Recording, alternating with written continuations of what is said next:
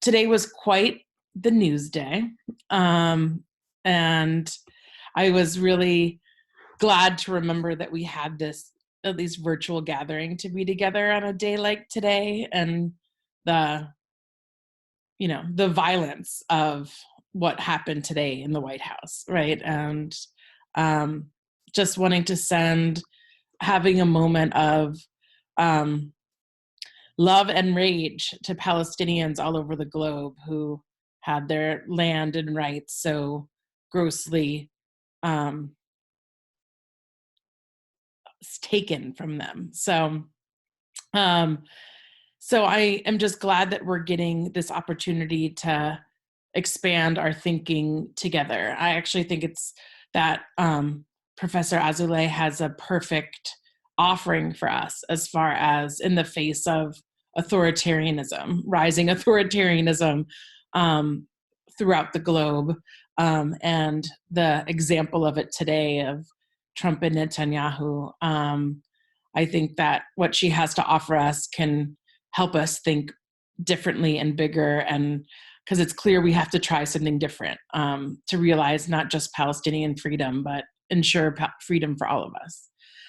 So tonight we're going to hear from Professor Ariella Azoulay, and the format will be I will pose a few questions for her, and we'll hear from her, and then have about 20 minutes for Q&A from you all. And throughout, if you want to communicate with each other or with us or with Ariella, you can do that in the chat box by hovering over the word chat at the bottom of your screen, and we'll be monitoring that there.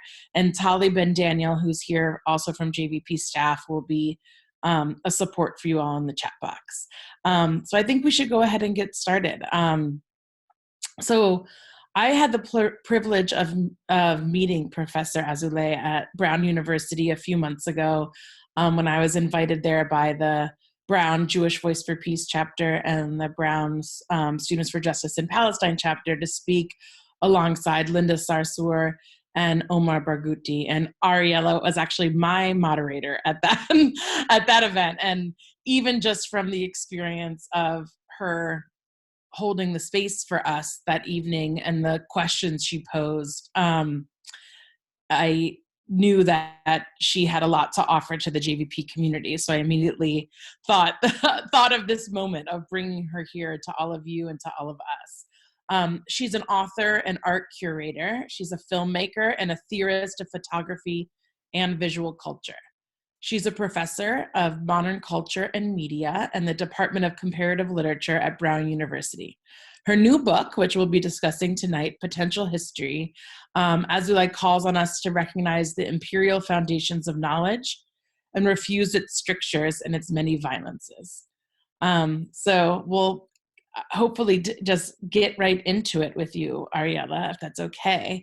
I'm obviously very interested to hear if you have thoughts about, this so-called peace plan, but what's in the apartheid plan that came out today. But before we get there and how it relates, like what we can pull from your work to help us understand it, vision ourselves out of it. But actually, before we get there, I wanted you to just because not everybody probably had the chance to read the book, but we're still interested in coming. So can you just tell us a little bit about your book and why you wrote it, what it's about, and how Palestine fits into it? Yes, sure.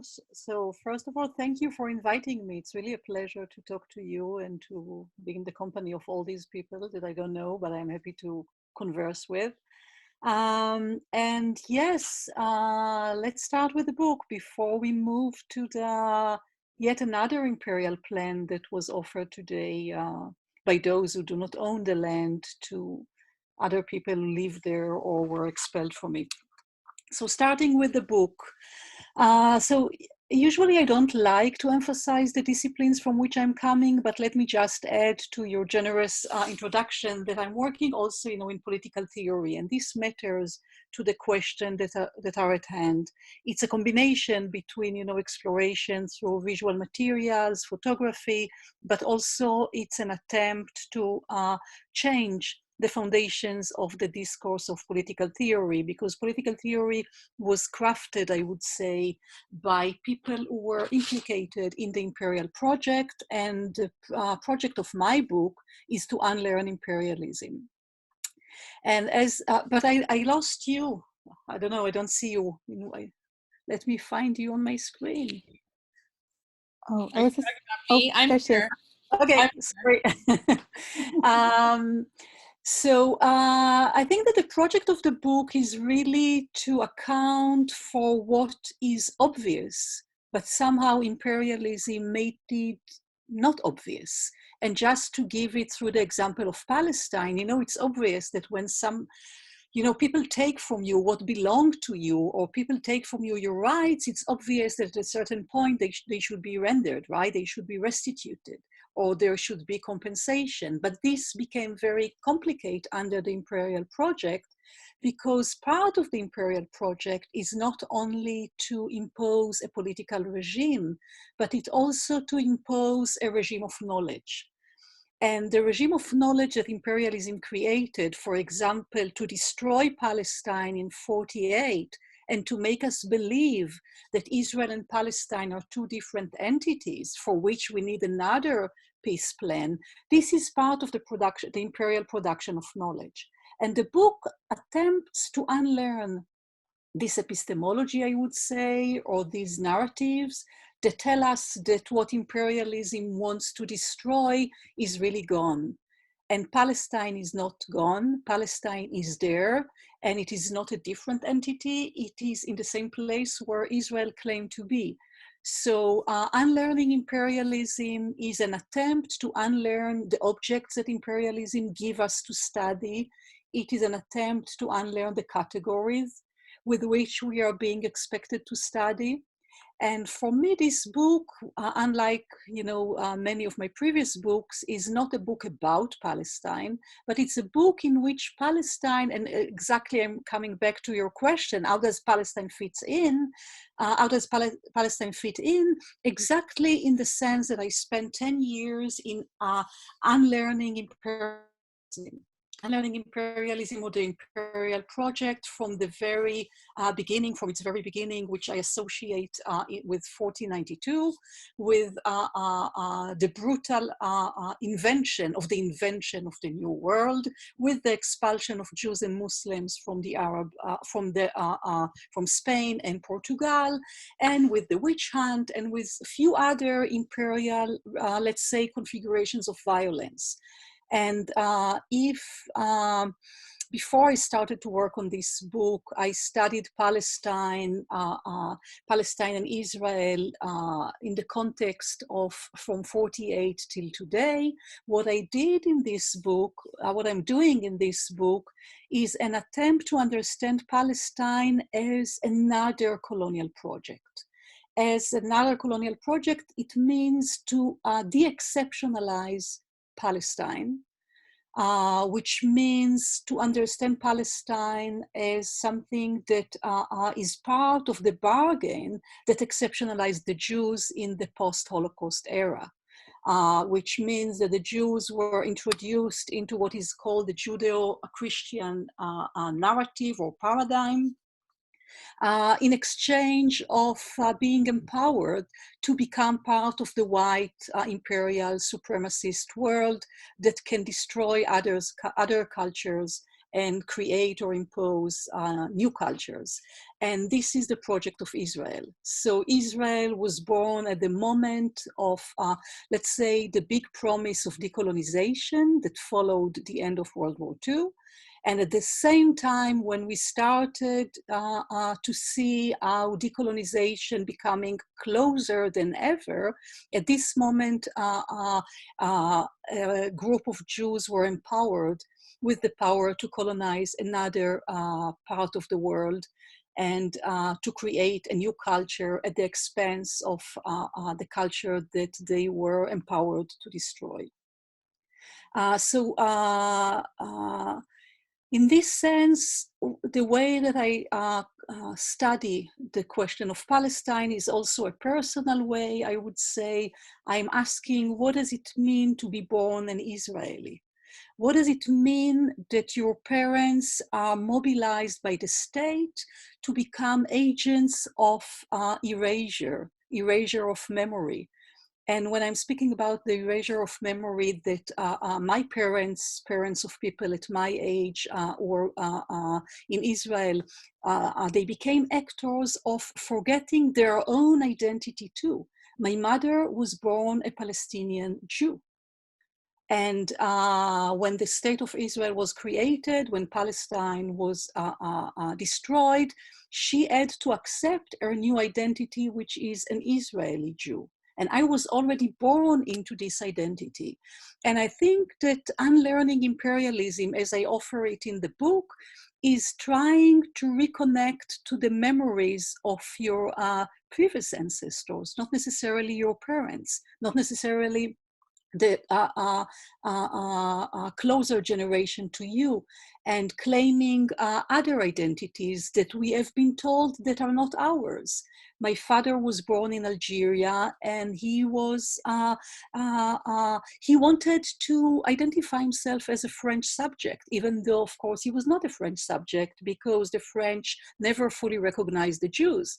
But unlike my father, that wanted me to believe that we are French, I adopted the name of my grandmother. This is the name with which I signed my book, Aisha. And it's a name that I recovered because I found it in the birth certificate of my father after he passed away 7 years ago. And I encountered this name, which is part of my father's denial of his the Arab component of his identity. And when I'm thinking about my grandmother, Aisha, that was born 20 years after the Crimea law that gave, citizenship to Algerian Jews, to Arab Jews in Algeria to differentiate them from the Muslims. They gave their daughter this Arab name, which means that they didn't want to identify as French subjects or as French citizens. So for me, recuperate this name helped me to unlearn imperialism in a way that I couldn't, I think, without having access to this Arab component of my identity, and to understand that in order to see beyond this kind of peace plan that are being offered to Israel-Palestine, which are, as you described at the beginning, just another blow to people, to Palestinians, and in general, to people who believe in the possibility of another world, I think that we have to unlearn imperialism on its different levels, biographical, imaginary, on the level of whatever we do in our professional life and whatever we do as co-citizens with others. And it entails some modalities of claiming what we were born to believe that is not ours, like identities, or what we were believed to that it is ours, like Israel as a state that belonged to Jews who were born there, and by association belonged to Jews all over the world, rather than to its inhabitants. So I think that unlearning imperialism is trying to imagine the future of Israel-Palestine, not with terms of peace plans, but trying to recuperate what was there before the destruction of Palestine, which is a different political configuration. And in one of the chapters of the book, when I'm trying to reconfigure the concept of sovereignty, I'm going back to what I call worldly sovereignty, which is the non-colonial or non-imperial sovereignty that Jews and Arabs were able to craft for themselves until the late 40s, until the State of Israel was created. Thank you for that. I'm interested in, obviously the whole premise of your book is around this question of unlearning imperialism, and you gave such a powerful example as far as your grandmother's or great-grandmother's name that you took on. Are there other practical examples you can offer of what that actually looks like and feels like? I think that it's true in relation to so many other things that we are working on. Let's continue with the example of Palestine, but from a different perspective, from the perspective of knowledge. One of the features of the imperial project is the invention of the past. Whatever doesn't fit, whatever doesn't yield profit, is made into the past. So imperialism created those institutions called, archives, museums, where you go there and you feel the past really as if it has a material form. And when we speak about Palestine, we are speaking about the transformation of Palestine into the past. So as a scholar, I am expected to study Palestine as something that belongs to the past. I am expected to go forward with the colonial project that tells us that since May 48, we have to relate to everything in that place as Israel. So you have Israeli art, you have Israeli music, you have Israeli politics, and whatever is there before 48 becomes part of a past. While, as we know very well, what's going on in this place is not only Israeli, right? So I think that as scholars in different disciplines, we have also responsibility to unlearn the imperial categories of knowledge, to unlearn the way the disciplines are being built on this particular imperial temporality that separates past from present, that tells us that indigenous people are no longer there, that tells us that we are modern, that tells us that we have to forget all the other agricultural formations, all the other ways to take care of the world, all the other ways to take care of our bodies, all the other ways to live together with others. Imperialism is a command to forget all of this and to go forward with what is called progress or modernity. And unlearning imperialism is to unlearn this impulse to go forward. It is an attempt to unlearn the upon technology. We are being incentivized, I would say, not only to buy new technological gadgets and to believe in them as being our future, but we are being trained to be very passive vis-a-vis those technologies and to believe that they are irreversible. And the project of the book, the project of Unlearning Imperialism, is to say it is reversible. It is reversible, including Palestine. Israel is the call to go forward, to forget about Palestine, and then to offer solutions to Palestinians, and of course also to offer solutions to Israelis, because solutions pertain to everybody. Some benefit more, some are being harmed more. And I think that unlearning imperialism seriously means to say that imperial violence is reversible, and we have a right to associate ourselves with our ancestors, maybe our parents, maybe our grandparents, but we have the right to associate ourselves with previous generation that saw the possibility of a different life together with others. And coming back to the expulsion from Spain, I think that, with the crusade, with the expulsion from Spain, we see all the time how this association between Jews and Arabs is something that is being conceived as an obstacle and something that should be destroyed or disrupted. And I see the creation of the State of Israel as being the monument of that, as being the attempt to make life between Jews and Arabs impossible in a way. It's interesting. You're talking, I'm thinking about how does race play into what you're talking about, right? And I wonder, it's a topic so deep in so much of social movements right now and our politics right now, and also, your own personal story that you told about like recovering an Arab identity, and then you're also referring to Jews and Arabs as separate, right? So I wonder if you could talk a little bit about that. Yeah, I'm referring to Jews and Arab and separate as part of the imperial project. When I understand that, you know, it's not being Jew and Arab, it's being part of a Jewish Arab world. That is what imperialism tried to destroy in a way. I think that, you know, I would like to go back to what I said earlier about the exceptionalization and the exceptionalization, and to this bargain of the end of World War II. It relates to the question that you asked me about identity and being Jew or Arab. I am a Sephardic Jew. I am not an Ashkenazi Jew. And, you know, all these peace plans that speak for the Jews make all of the Jews the same. And when I'm in the US, I'm passing for a white woman, while in Israel, I am a Sephardic Jew. I am Mizrahit, what is called Mizrahit.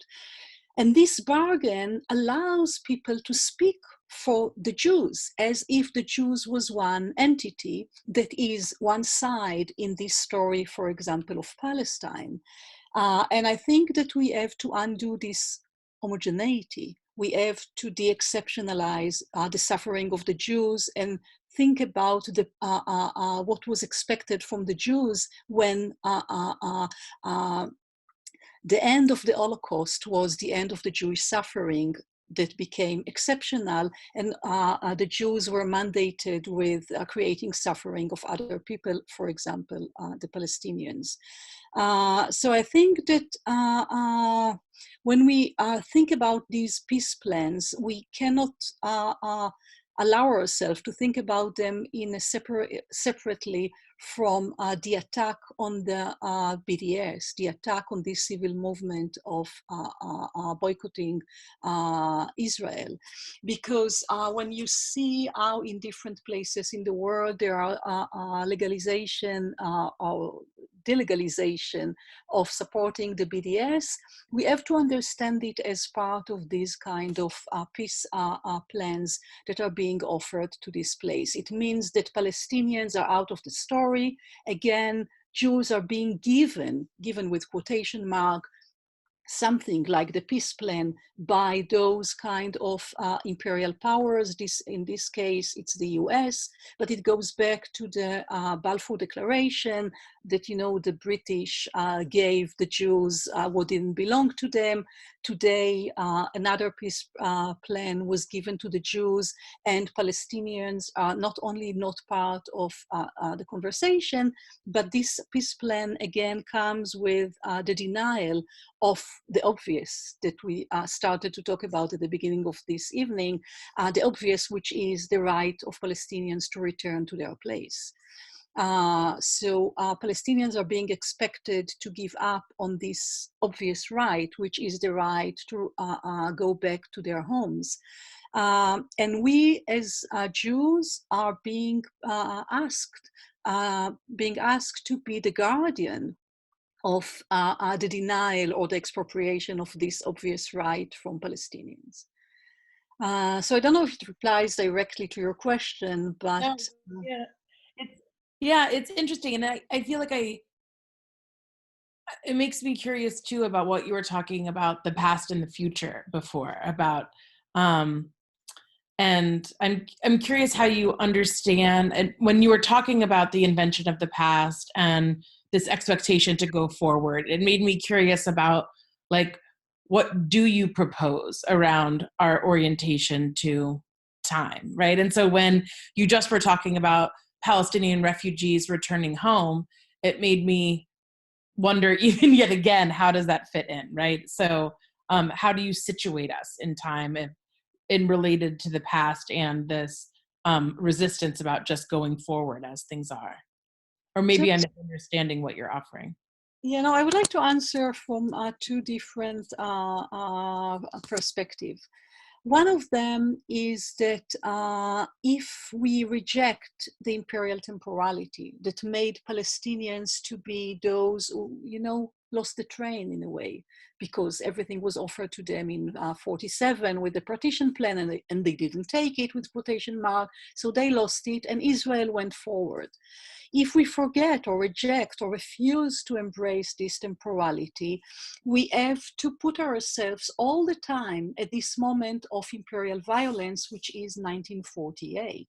Which means rather than positioning ourselves today in this privileged, let's say, white Jewish supremacy position, where Jews speak among themselves and together with imperial powers about how the future of this place will look like, what I am offering is to reverse history, to rewind history, and to go to this moment of the expulsion of Palestinians and be there alongside Palestinians claiming a different future for this place. So the future is not from now on built on what was already achieved and was imposed as fait accompli, which is the existence of Israel, but going back to the moment pre-48. And now this is the second part of my answer. In the book, I'm analyzing a series, more than 100 agreements, local agreements between Jews and Palestinians that were achieved immediately after the partition plan. Immediately after November 47, Jews and Palestinians in different communities all around Palestine, they achieved local agreements that if nationalists from both sides will come and will try to mobilize them into a total violence, they will not comply with them, and they will warn the other side. So they achieved different agreements about different things in order to preserve their shared life. And what I learned from it, and this is how I come upon this notion of worldly sovereignty, is that on different domains of their life, they try to protect the shared world. They didn't felt like they have to act in relation to the safety of Israel, like, for example, the way that this new peace plan justify why the Jordan Valley should be annexed to Israel for the safety of Israel. So the way that they acted to achieve these local agreements was really to look at the world that they are sharing and to protect it, to make sure the situation, there is local violence, doesn't escalate. And this is, for me, part of worldly sovereignty. And when you look at the number of such agreements that were achieved in between 47 until very late, until March 48, just 2 months before the declaration of the State of Israel, and in the midst of expulsion, when you go back to this chapter, you understand that there were other promises, there were other possibilities at this time. And I think that we have the right to claim those other possibilities rather than thinking today how to solve the situation. Imperialism expertise is to offer solutions to problems that imperialism created. And I think that we have a right to unlearn those solutions, to unlearn those problems, and to go back to different terminologies that were at place at different moments of history. Could you give us an example of what one of those other possibilities? Yeah, but those other possibilities, I don't want to now to take all these, 100 or 200 local agreements and to conceptualize them into one. Oh, okay. But rather than thinking that way, I think that the obvious for Palestine would not be a two-state solution, because we are living under, and this is the title of a book that I co-authored several years ago with my partner, Adi Ophir. We are not, the other of the two-state solution is not one-state solution. We have to recognize the one-state condition. Palestine, Israel is a one-state condition. The question is, what will be this condition? So far, for 70 years, the condition is violence. The question is, how do you transform violence into something else? And for that, there is no other solution rather than letting the people over there reshaping their life based on reparations, based on repair, based on restitution, reclamation of lands, and all this, going back to the obvious. all those who were expelled should be there in order to recuperate what was taken from them through local agreements with among communities. And there are such projects, you know, imagined by different organizations like Decolonizing Architecture, like Zochrot, which is a Jewish Arab organization, and there are many others. So rather than thinking in terms of peace plans that international powers are trying to impose in our mind as the only solutions, the only way is to enable local communities to redefine the way that they live together. And how would, so there's so many questions I want to ask you, but it sounds a little bit like what you're describing is along the lines of something like reparations. What would you say the difference is between reparations and what you're imagining? There is no difference. There is a continuity. Reparations, restitution, repair. This is part of the story. I think that rather than going forward and destroy more, we have to repair what was destroyed. And this is why rather than devising new solutions, we have all the time to go back and to repair what was destroyed, because you know the people whose worlds were destroyed are there, and if not them, their descendants. And I think that it's time for Jews, it was always time for Jews also to recognize themselves as those not only who have responsibility in this repair, but as those who lost a world with the destruction of Palestine. The world that was destroyed in 48 is not a Palestinian world. It was the world that was there in which Jews and Palestinians lived together. And just to go back to my example, you know, my mother was a Palestinian Jew, as I said earlier, and there was not so much ideology in it. She was just a Palestinian. And when the world in which she grew up until the age of 19 was destroyed because Palestinians, most of them were expelled, and the infrastructure of this common life was destroyed, she lost her world too. But she was unable to recognize this loss because she had to become the patriotic Israeli Jew citizen. And this is what she became. And I think that I don't have to embrace her compliance with the state as her descendant. I have a right to claim what she lost and what was there for many others.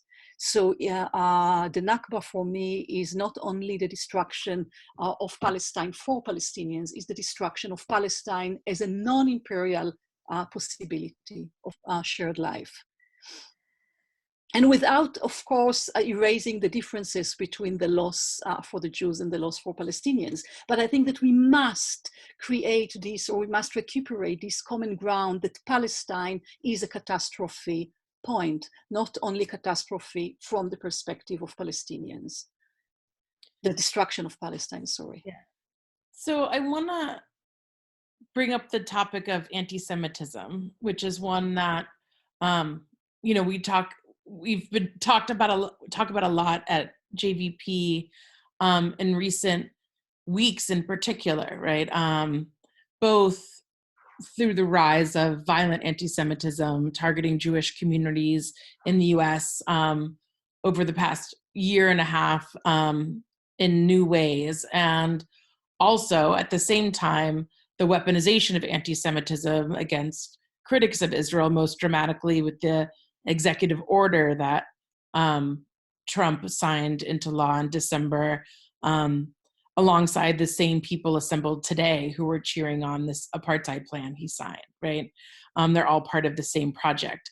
So the question I have is actually how we can simultaneously do the work to unlearn imperialism while also fighting anti-Semitism. And Zionism offers one way to do this, which we are rejecting and want to reject. So what do you see as the alternative? I think that there are many ways to engage, with your question. One of them is that we have to unlearn anti-Semitism. We have to understand, manifestations of anti-Semitism as part of anti-others, anti-non-white Christians. And we have to understand anti-Semitism as part of the, the persecution of Muslims or Arabs or, Black or so many other, groups. And this is part of, the bargain of post-World War II that made the Jews allegedly more protected in exchange of being now the persecutors of Muslims and Arabs. So this is one way to address it. The other one is that, I don't know if this is a story common in English, but the story of the young boy and the wolves. That he said wolves, wolves, wolves, and wolves, wolves, wolves, and people always came to rescue him, but there were no wolves. And when there was a wolf, nobody came to rescue him because they were too exhausted by his stories. And I feel like, all those who are speaking in our name, in the name of the Jews about anti-Semitism, they are just, threatening when there is no threat. They are instrumentalizing anti-Semitism in order to continue to persecute others. And in this sense, I think that I don't feel protected when there will be a wolf, because so many times anti-Semitism is mobilized for other purposes than to do something against against racism against the Jews. So I think that, there is a price to exceptionalize the racism against Jews and to make it into an anti-Semitism that is disconnected from other racism. And I think that not only it's not a price that we should pay, we have to work hard in order to make it impossible to mobilize it in our name. Thank you. That's how I want to just remind people that, and I'm going to ask just one last question. I mean, I have a lot, but I'm going to restrain myself to one more question and open the floor to you all. So if you have questions in mind, please put them in the chat and I will get to them. So Ariella, just we are activist organization, right? And so I feel like I'm compelled to ask you, and I know you say yourself that you hope that anyone who's interested in imagining a possible life outside of radical capitalism and imperialism would take your book in their hands and work with it to continue this kind of work. So what does that look like? How does I'm not sure that I'm in a position to give advice, to people who are doing such an amazing work. But I think that some of the things that we talked about tonight are things that, I hope that you're also engaged with, which is not only, and I know that you're engaged with in so many ways, but, it's not only thinking, for example, about Palestine in terms of the now, in terms of the way that, those political leaders try to impose their terms on the way that we will understand the place, but that, people will engage with unlearning the histories that upon which we are being expected now to endorse or reject current plans for our lives. I think that without unlearning Israel, without unlearning the imperial project in relation to Palestine, we cannot really expect something else to happen over there. And I think that in this sense, it's the same, fight of indigenous people all around the world. Yeah. It's the same, struggle of, African Americans here for reparations. It's the same struggle of indigenous people here to reverse some of the settler colonial, fait accompli, settler colonial formations that impose themselves as fait accompli in a way that we cannot even think about indigenous outside of the story of the US. So I think that what we have to engage with is not invent new futures, but to unlearn whatever we were trained not only to believe that is, but also we became producers of this knowledge. And as a scholar at the academia, I know that part of the challenge for me is how to unlearn what is expected from me as scholarship. And just to give maybe an example that I use in the book, there is a companion in the book that with whom I'm doing this this exploration in the book. And this companion is a Palestinian guy that in 1948 was about to be expelled from Palestine. And at the moment that he and other people were about to be expelled, and they even signed papers, imperial documents, that they are going on their free will to Jordany. At this moment, and this is why there were cameras all around, because many of the expulsions were done without cameras, but for some of them the Jews felt confident that they can invite the world to see their project. And so there were cameras all around. At this moment, this Palestinian just stopped walking, and he refused to go on. He refused to move on. And this is a crucial moment for me in my understanding, in my process of unlearning. Even though he signed a paper that on his free will he is willing to be expelled from his country, which is completely, imperial fable, he decided, or he refused, or decided, I think that his entire body refused to continue to walk. And this moment, rather than as a scholar to be expected to study the Palestinian and to study this Palestinian and his story and to become the author of his story, I rejected this position that make of me an expert in the Palestinian an object. And rather my attempt in the book is to conceive ourselves as companion, and me joining him in his refusal to see this moment when he will be pushed farther, which means that Palestine will become inexistent, Israel will be there, and I will be born to inhabit this position of the guardian, of him being behind this frontier that he refuses to go forward. So for me, this image became the beginning of a friendship, the beginning of companionship, that we dwell together in the same place. In order to dwell together in the same place and time, in 1948, I had to refuse as a scholar to continue to go to the archive. Because if I'm going to the archive, I reassert myself as an expert, and I reassert him and other Palestinians as my objects.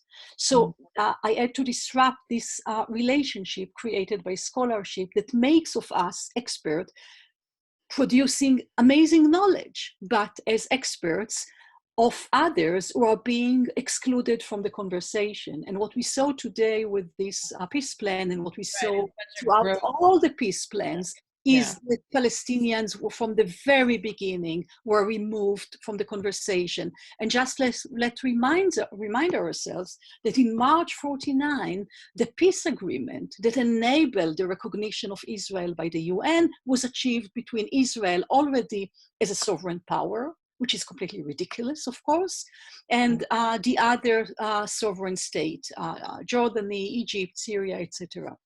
So, and Palestinians were already asserted as non-existent, inexistent as political entities, and they were not part of the conversation. And from that moment on, they became either belonging to the past, or objects of Israeli scholarship, or also Palestinian scholarship, but I'm now speaking from this perspective, or they became irrelevant to any imagination of this place, or they became an obstacle, hence they had to be removed or expelled or killed, as we see on a daily basis what's going on in Gaza, in the frontier, if you can call it that way, with Israel, when Palestinians are claiming their right to return. Thank you so much for that. And I would be remiss if I didn't mention that JVP has a project on our website called Facing the Nakba, which is a series of educational modules that you can do yourself or in small groups, facilitate this exploration of the Nakba. And it's actually has been culturally translated from a curriculum developed by Zochrot, the Israeli organization that you mentioned before. So that's a practical resource if people are interested in doing, what I think Ariella is describing. So I do want to get to some of your questions. So I see here that Ruth asks, can you speak back to the right-wing talking point that one state means a state where Palestinians will eventually outnumber Jews? I cannot think about, living together with others with numbers, or who will be the bigger group. Who do you count in these groups exactly? So I don't know if I'm answering the question, but I think that we have to unlearn demographic. Right, I remember, the idea that demographics is a form of violence in its own way, right? So there's another question of how can we confront the apartheid wall? With hammers. Good answer. Is that all you want to say on that topic? I can get to heavier tools, okay? Yeah. Heavier tools than hammers. So Alan asks, what would you say that the imperialistic nature of the Zionist project is conceptually at least grounded in the same ethnic essentialization of Jews that was one of the primary components of European anti-Semitism? I think so. Yeah. I like all these questions are giving such brief answers. So people should be putting in more questions. But do you have more to say about how that is working? I think that we have to unlearn many things that related to what happened to Jews after World War II. Let's take an example. We know that the Nazi looted many books, right? And at the end of World War II, there was a question what to do with these books when they have been found. And State of Israel, or the going to be created State of Israel, and the Library of Congress negotiated the number of the books, and all the treasures of Jewish communities in Europe were finally distributed, 40% between the Library of Congress, 40% in the Israeli National Library, and only 20%, the less important books, were transferred back to Jewish communities in Europe, which means nobody had interest to give back, to restitute these books to Jewish communities under the pretext that they will not thrive again, they are not there, they were exterminated. So there is something here about the way that the State of Israel, in collaboration with the US as an imperial power, position themselves as continuing the way that the Nazi extermination plans vis-a-vis the Jews wanted to destroy those communities. I think that this is part of the stories that we have to learn and unlearn in order to understand how we can recuperate other imaginaries for what is possible for us today. It sounds like a bypass, but I hope it is understood not as a bypass. Yeah.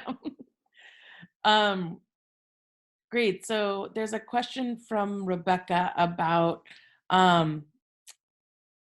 your approach to archives. So she asks, as imperial epistemologies allow histories only for peoples deemed valuable, how might historians navigate archives as sites of imperial knowledge to resurface histories, like the plurality of solutions you mentioned were offered in 1947 to 48, outside the imperial system of value. So, what's your approach to archives, considering that so many of them are held in imperial systems? Yeah, so there is an entire chapter on the archive in the book, and my approach to the archive is not only to the archive as a deposit of documents, because if I will relate to the archive as a deposit of documents from the past, I am already in the paradigm of the archive. I am already putting myself under the terms of the archive, which means that we are speaking about the past. So what I'm trying to do in the book, I'm trying to understand the archive as also a regime of violence that is not, cannot be delineated only to the documents that are preserved in the archive. And what do I mean by the archive as a violence? Let's go back to my companion that I described earlier, this Palestinian that refuses at the moment the picture was taken to go forward and to let Israel thrive at the expenses of Palestine. At the moment, because later, after the photograph had been taken, I'm assuming that he had been expelled like many others. What does it mean that he had been expelled? At that moment, he became from an inhabitant of Palestine into a refugee. He had to skip this category of the expellee. He immediately became the embodiment of the category of the refugee. What does it mean to embody the category of the refugee? It means that there are tons of documents in the archive that will testify that you are a refugee, right? The same with slaves. There are the famous images of trafficking with Africans that were kidnapped from Africa, where you see the auctioneer holding a document saying that this is a slave. So we have the archive is an archival regime, of violence that transform people into the embodiment of imperial political categories, like refugee. Later on, it will be an infiltrator, because when the Palestinian is trying to reach out to their homes, they are being either shot at the border or being expelled back under the pretext that they are infiltrators, which means what you see in them is the embodiment of this category. So I had to start with my response about the archive with this archival violence. Once you understand this, there is also the question, what do you do with going to the archive to study these documents? So I don't say that they are not valuable sources to account for different things. Hence, I'm going to the archive for certain questions, but there are certain other questions for which I'm not going to the archive. I refuse to go to the archive. And let me just give two of them. One of them related to Palestinians. I stopped going to the archive in order to reject this relationship, power relation between me as a scholar and expert and Palestinians as my object of study. And the other example is the example of the case for reparations for slavery in the context of the US. I think that we don't need any additional document in order to justify the case for reparations. So if you want to study reparations, you don't go to the archive. You have to refuse to go to the archive. On the other hand, if you want to study other aspects of slavery, you can, of course, go to the archive. And there is amazing literature that is being produced about slavery based on those documents. So trying to now summarize what is the bottom line of my approach to the archive, I think that we have to reject the premises of the archive and the premises of the discipline of history as a discipline that relies on the archive. And we have to use the archive when we feel confident that we are posing our terms of exploration rather than the archive decide for us what are the deficiency of the archive, and we are being called to become the tedious ant who will find what the archive conceals from us. So I think that we are speaking about a series of negotiations when we ask ourselves, how do we have to engage with the archive? So I think this is kind of going down the same thread. There's a question from Irit about, she says she was very much inspired by the sections of your book about going on strike. So she would love to hear you talk about this idea of the strike as a way to unlearn imperialism and as related to reparations? I think that imperialism is inseparable from racial capitalism, and as such, racial capitalism is a productive, with quotation mark, regime, which means we are being expected all the time to produce. And of course to consume, but let me dwell now on the production. And we conceive also our modalities or our opportunities to refuse to engage with what we shouldn't engage as also on the productive modes, that we have to produce more stories, that we have to produce more knowledge, that we have to produce more photographs, that we have to produce more and more and more solutions. We have to produce more possible futures. We have to produce more technology. And I think that we somehow have been trained not to believe in the power of inaction, in the power of withdrawal from our positions, because we inhabit those positions that operate imperialism. And imperialism and racial capitalism is reproduced through our bodies, through our knowledge, and through our actions. So sometimes we have to consider to be inoperative. So going on strike is an attempt after each chapter of the book to imagine different strikes. And when I'm saying to imagine different strikes, it's not that I imagine them out of scratch. I am engaging with different moments where people exercised or experiment with strike. And there is one coming up on January 31st by Decolonize This Place in New York, that is related to the rise in the subway tariff, and with the way that actually, one of the infrastructure of New York City is made for the profit of some and not for the benefit of the inhabitants of New York.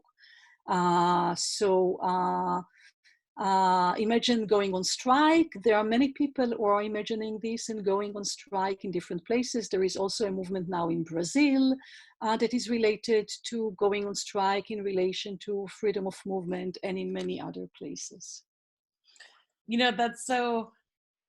It's actually very perfect and healing actually for me, this concept that you're describing, because this evening I was driving my kids home and I was listening to the radio and people being interviewed about the apartheid plan that was announced today. And I was very frustrated because one of the questions that the interviewer asked him was, well, in response to saying like no Palestinians were, included at all in the development of this plan, or we're not there at all at the signing of it. And the interviewer asked, well, Palestinians cut off negotiations with Israel in response to the US embassy move. So do you still think that that was a good move for you all to do, right? Basically saying, you took yourself out of it. And so now the implication was that it somehow was their fault that they weren't included, right? Because they had chosen that. Now the language for it that you're offering is strike, right?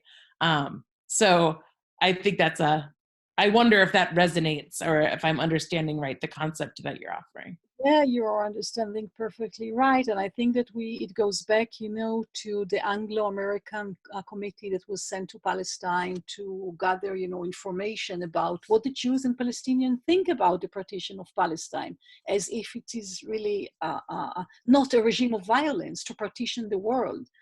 And the Palestinians withdrew.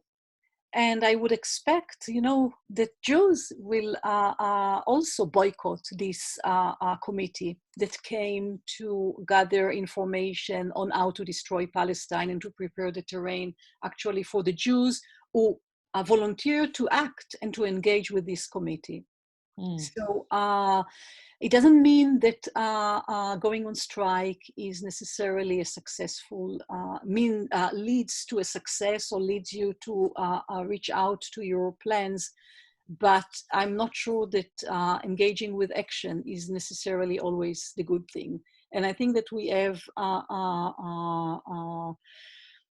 a lot to.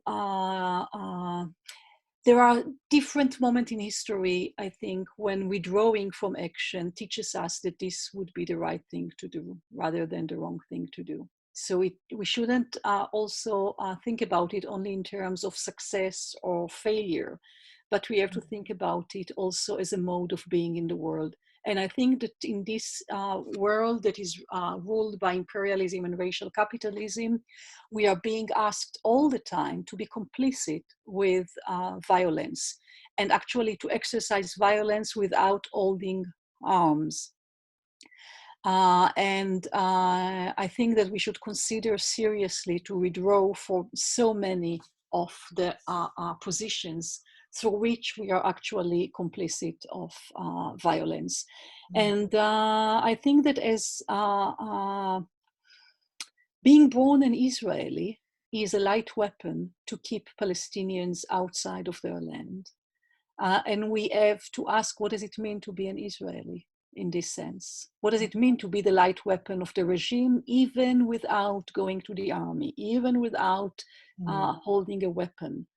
And if being an Israeli is the light weapon of the regime, or maybe not so light,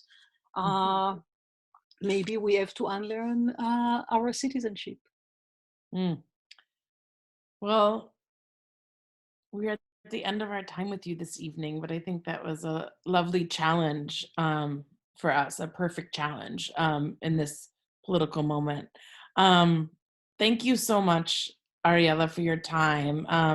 Thank you to all of you for joining, and I hope that we'll take what we're learning here and continue to discuss it, dig into her book if you haven't yet, and allow it to inform the work that you're doing with JVP or whatever movement it is you're a part of, any work that you're a part of, and be in the world as Ariella charges us to.